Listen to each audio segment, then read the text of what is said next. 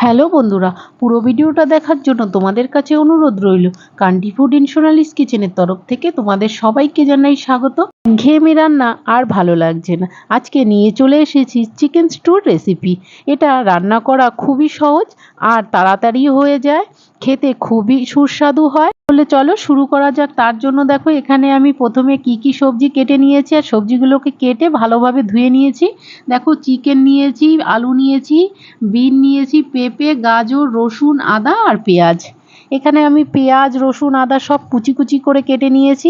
এদিকে দেখো ওভেনে একটা কড়াই বসিয়ে দিয়েছি, কড়াইটা গরম হয়ে গেছে, তাতে বেশ কিছুটা বাটার দিয়ে দিলাম আর বাটারটা খুন্তি দিয়ে নেড়েচেড়ে গলিয়ে নিলাম। তাতে প্রথমে রসুন কুচিটা দিয়ে একটু নেড়েচেড়ে দিচ্ছি, রসুনটার গায়ে হালকা লালচে রং ধরেছে। তারপরে আদা কুচিগুলো দিয়ে দিলাম, দিয়ে আবারও সব ভালোভাবে একসঙ্গে নেড়েচেড়ে দিলাম। আদা কুচি আর রসুন কুচি একসঙ্গে মিশিয়ে নেবার পরে পেঁয়াজটা কুচিয়ে রেখেছিলাম সেটাও দিয়ে দিলাম, দিয়ে নেড়েচেড়ে 1 মিনিটের মতন ফ্রাই করে নিলাম। পেঁয়াজটা ফ্রাই হয়ে গেছে, এবার চিকেনের টুকরোগুলো দিয়ে দিলাম। দিয়ে দেখো চিকেনের টুকরোটাও দিয়ে এরকমভাবে সেম একইভাবে নেড়েচেড়ে চিকেনটাকেও একটু ফ্রাই করে নিচ্ছি হালকা। চিকেনটার দেখো গায়ের রঙটা একটু চেঞ্জ হয়ে গেছে। এবার এক এক করে আমি সব সবজিগুলো দিয়ে দিচ্ছি। প্রথমে আলু দিয়ে দিলাম, তারপরে গাজর দিয়ে দিলাম, পেঁপে দিয়ে দিলাম, এদিকে বিন দিয়ে দিলাম। সব সবজিগুলো এক এক করে দিয়ে দিলাম। সবজিগুলো দেওয়ার পরে সব ভালোভাবে নেড়েচেড়ে 1 মিনিটের মতন রান্না করে নিচ্ছি। সেইভাবে সবজিগুলো এখানে আমি ফ্রাই করব না।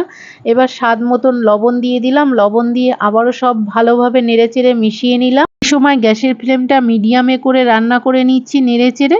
আর এখানে আমি 1/2 চামচের মতন সোয়া সস দিয়ে দিলাম, দিয়ে সব ভালোভাবে নেড়েচেড়ে আবারও সব মিশিয়ে নিচ্ছি।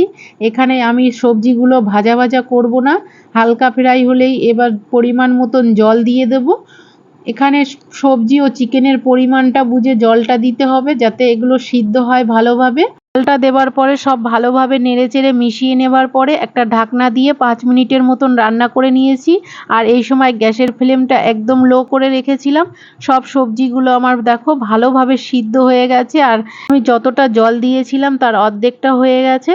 দেখো সব ভালোভাবে সিদ্ধ হয়ে গেছে। আবার ঢাকনাটা তুলে 1 মিনিটের মতন জাল করে নিলাম। সব শেষে দেখো 1 চামচ গোলমরিচ গুঁড়ো দিয়ে দিলাম, দিয়ে আবারও সব নেড়েচেড়ে ভালোভাবে সব একসঙ্গে মিশিয়ে নিলাম। এবার নামিয়ে নিচ্ছি। ব্যাস তৈরি হয়ে গেল আমার চিকেন স্টু। এবার গরম গরম পরিবেশন করুন, এটা শরীরের পক্ষে খুবই স্বাস্থ্যকর। আর এইভাবে তোমরাও একবার অবশ্যই বাড়িতে ট্রাই করে দেখতে পারো। আর আমার ভিডিওগুলো যদি তোমাদের ভালো লেগে থাকে প্লিজ লাইক, কমেন্ট, শেয়ার করো। যারা এখনো আমার চ্যানেলটি সাবস্ক্রাইব করোনি প্লিজ করে দিও।